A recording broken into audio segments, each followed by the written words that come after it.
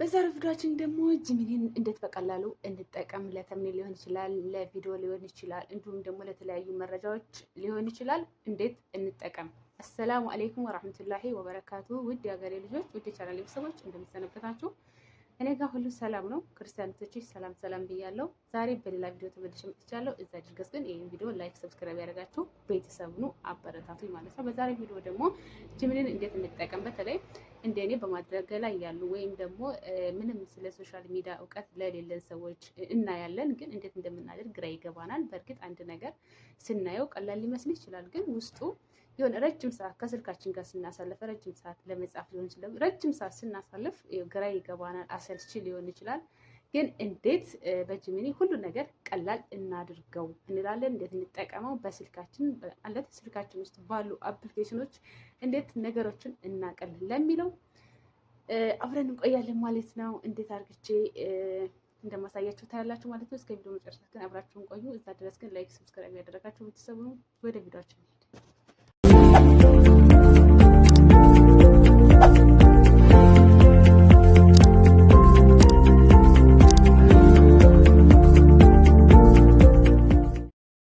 እሺ ውድ የቻናል ቤተሰቦች አሁን ውዱና ተወዳጅ ወደ ሆነው ስልካችን እንገባለን። ስልካችን ከገባን በኋላ እዚህ ጋር ፊት ለፊት ስልካችን ላይ ጂሚኒ ይታያቸዋል። ግን እኔ ጂሚኒ ውስጥ ከመግባቴ በፊት ወደ ፕሌይ ስቶር ልሄድና እንዴት እንደሚወርድ አብረን እናያለን ማለት ነው። ለምሳሌ አሁን ፕሌይ ስቶር ውስጥ ገብተናል። እንዴት ሰርች እናደርጋለን? እዚህ ጋር በእንግሊዝኛ ጂቢዬ እጽፋለሁ በቀላሉ ማለት ነው። እዚህ ጋር ጂሚኒ ብሎ መጣልኝ ማለት ነው።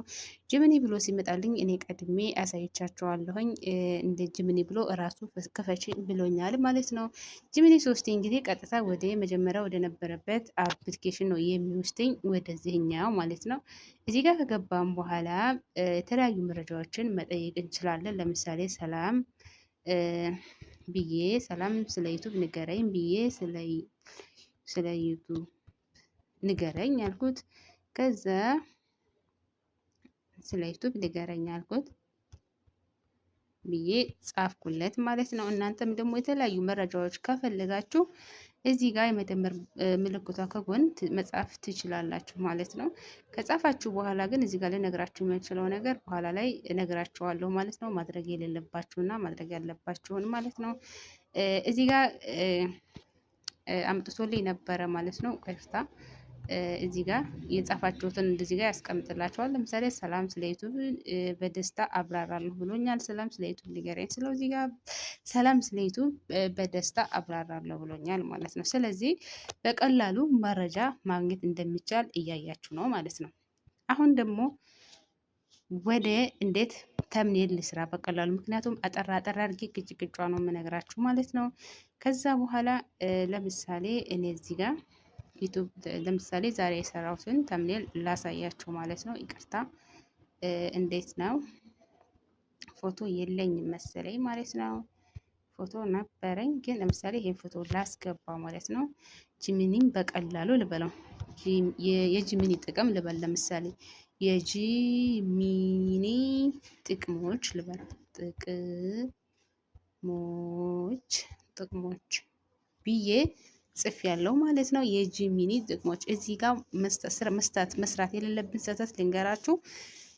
ጽሁፍ ስጽፉ አንድ ፊደልም መዛባት የለባትም። ምክንያቱም በሰጣችሁ ልክ እሱም አዘበራርቆ ሊሰጣችሁ ይችላል። ግን ፊደሎቹ በትክክል ከሰጣችሁት እሱም በትክክል ጽፎ ሳታምዛዙ ከጻፋችሁለት እሱም ሳያምዛዛ እጥር ምጥን አድርጎ ይጽፍላችኋል ማለት ነው። ያን የሚያደርገው ግን እናንተ እጥር ምጥን ባለ አማርኛ ጽፋችሁ ስትሰጡት ነው ማለት ነው። እዚህ ጋር የጂሚኒ ጥቅሞች ብያለሁ። ከዛ ተምኔል ስራልኝ ብየዋለሁ። ተምኔል ስራልኝ አልኩት። ተምኔል ስራልኝ አልኩት ማለት ነው። ባጭሩ ማለት ነው። ባጭሩ ግን እናንተም ደግሞ የተለያዩ ነገሮች ጨምራችሁ መጻፍ ትችላላችሁ ማለት ነው። እዚህ ጋር ከዛ በኋላ ይችን ነገር ቀስቷን ወደ ላይ እነካታለሁ ማለት ነው። ያያችሁ ከሆነ ማለት ነው። ቀስቷን ከነካቱ በኋላ እንደዚህ በዚህ መንገድ ይመጣል ማለት ነው። እንጠብቀው ማለት ነው።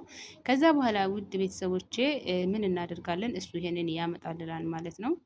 ከፈለጋችሁ እናንተ የተለያዩ እንዲህ ጽሁፉን ብቻም ልትሰጡት ትችላላችሁ። ለምሳሌ የራሳችሁን ቪዲዮ ማስገባት ካልፈለጋችሁ ጽሁፉን ብቻ ልትሰጡት ትችላላችሁ።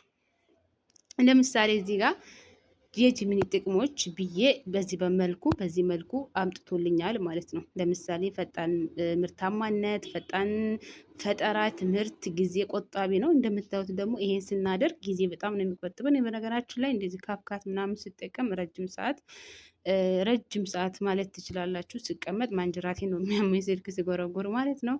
አሁን ከዛ ይሄ ወደ ጋለሪ እንዲወርድላችሁ ምን ታደርጋላችሁ? እችን እዚህ ጋር ትነካላችሁ ማለት ነው። ከነካችሁ በኋላ መጀመሪያ ላይ ያልኳችሁን እንዳትረሱ።